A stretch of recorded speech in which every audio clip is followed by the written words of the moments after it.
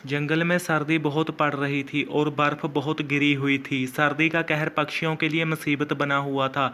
चिड़िया अपने बच्चों को घोंसले में छोड़कर दाने की बाल में गई हुई थी। जंगल में सर्दी के साथ साथ शिकारी पक्षियों का भी बहुत कहर था। वह चिड़िया के बच्चों को समेत घोंसले उठाकर ले जाता है और जब चिड़िया आकर देखती है तो वहाँ कुछ भी ना पाकर हैरान हो जाती है और वह सोचों में पड़ जाती है और बोलती है, हे भगवान, मेरे बच्चे कहाँ गए? कृपा उन्हों को मुझे वापस कर भगवान। इतना कहती हुई वह बेहोश होने जैसी हालत में चक्कर खाने लग जाती है और वह सोचों में पड़ जाती है।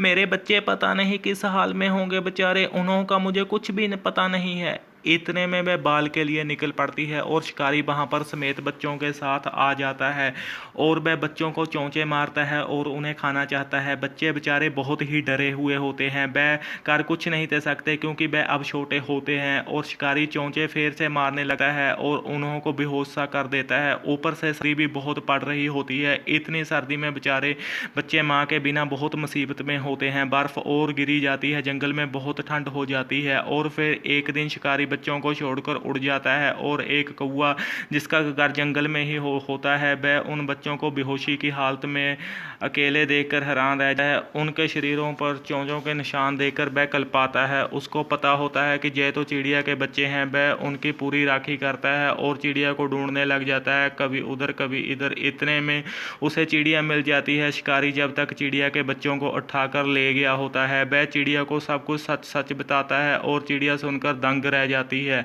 और सोचों में पड़ जाती है। वह अपने बच्चों के बिना जी नहीं सकती थी। वह कुछ समय वहां पर ही बैठी रहती है और बेहोशी की हालत में हो जाती है। उसे कुछ नहीं सूझ रहा था। वह शिकारी की बाल में निकल पड़ती है और फिर शिकारी वहां पर ही बच्चों के साथ में आ जाता है और उन्हें फिर चोंचे मार मार कर नोचने लगता है और बेहोश सा कर देता है। बच्चे बहुत ही डर से जाते हैं। वह तो उड़ भी नहीं दे सकते कि शिकारी के पंजों से। इतने में बारिश बहुत ही तेजी से होने लग जाती है। ऊपर से सर्दी की रुत, ऊपर से बर्फ का गिरना और फिर बारिश ने तो हद ही कर दी थी। बहुत तेजी से बारिश हो रही थी। उधर चिड़िया बेचारी बच्चों को ढूंढने के लिए निकली हुई थी। अभी तक उसे बच्चे नहीं थे मिले और फिर एकदम में मौसम में गिरावट आ जाती है और मौसम साफ हो जाता है। चिड़िया बेचारी उसी जंगल में खाली हाथ आकर जब देखती है उन बच्चों का घोंसला उसी दरख्त के नीचे में शिकारी गिरा गया होता है, तो वह बहुत उदास हो जाती है और एकदम बच्चों के पास जाती है और घोंसला ऊपर चढ़कर बच्चों को देखती है। बच्चों के शरीर पर चोंचों के निशान देखकर रोने लगती है, पर भगवान की कृपा से वह बच्चों को बचा जरूर लेती है और फिर कौवा के पास आकर उसका शुक्रिया करती है और कौवे के साथ प्लान करती है कि उस शिकारी को हम कभी कड़ी से कड़ी सजा देनी है। कौवा सब कुछ समझ जाता है और उसे कहता है, चिड़िया, मैं जल्द ही कुछ ना कुछ करता हूँ, उसको तो मैं छोड़ूंगा नहीं। वह उसका शुक्रिया करती है और थकती नहीं।